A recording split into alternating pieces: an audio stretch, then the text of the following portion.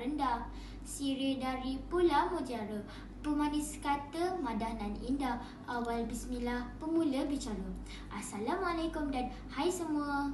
Saya Najidatul Aisyah binti Mazwan Ihsan, murid tahun 5 Adil dari Sekolah Kebangsaan Taman Puteri. Pada hari yang indah ini, saya ingin berkongsi resensi sebuah buku yang amat menyentuh hati saya.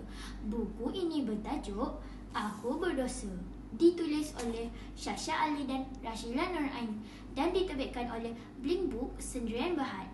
Buku ini mengandungi 111 buku surat. Menariknya, penulis Syasha Ali sebenarnya seorang peguam yang menulis kisah ini berdasarkan pengalaman sebenar yang dilaluinya bersama pelajar-pelajar di sekolah tersebut. Kisah ini mengisahkan tentang Qadri, anak yatim yang tinggal bersama neneknya, Nikmah, di sebuah rumah usang. Walaupun hidup dalam serba kekurangan, kasih sayang antara mereka sangat mendalam. Nikmah sentiasa menyediakan makanan dan memberi semangat kepada cucunya supaya terus belajar dengan berjaya. Namun, kebahagiaan mereka tidak kekal lama. Suatu hari, ibu Qadri, Puan Sofia, pulang ke kampung. Malangnya, beliau membenci Qadri kerana wajahnya menyerupai bekas suaminya.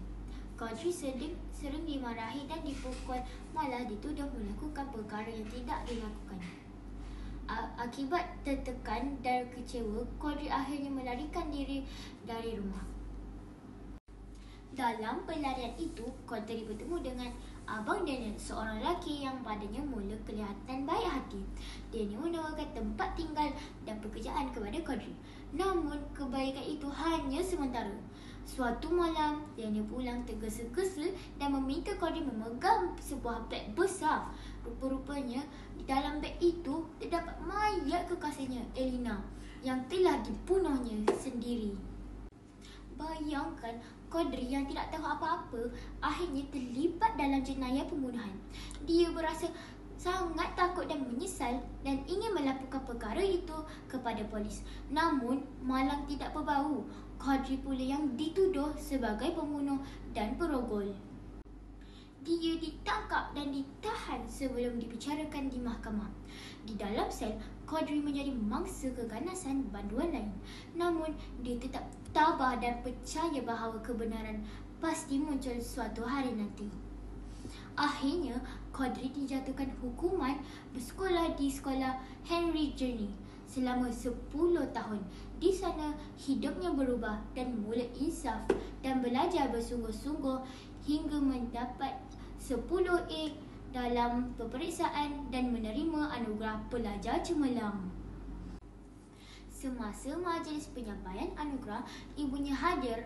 Air mata menitis melihat kejayaan anak yang pernah disakiti. Di situlah Puan Sofia memohon maaf kepada Qadri dan akhirnya mereka berpelukan dalam tangisan penyesalan dan kasih sayang. Wahai rakan-rakan sekalian, kisah ini mengajar kita banyak pengajaran. Pertama, berkasih sayanglah sesama manusia seperti Nikmah yang sentiasa menyayangi cucunya. Kedua, insaflah atas kesalahan yang dilakukan seperti Daniel yang akhirnya menyesal atas perbuatannya. Ketiga, belajarlah memaafkan seperti Qadri yang memaafkan ibunya. Dan yang paling penting, jangan pernah berputus asa kerana setiap kesilapan boleh membawa kepada perubahan dan kebaikan. Buku Aku Berdosa ini benar-benar mengingat saya bahawa tiada siapa yang sempurna. Namun, setiap insan berhak mendapat peluang kedua. Sekian, terima kasih.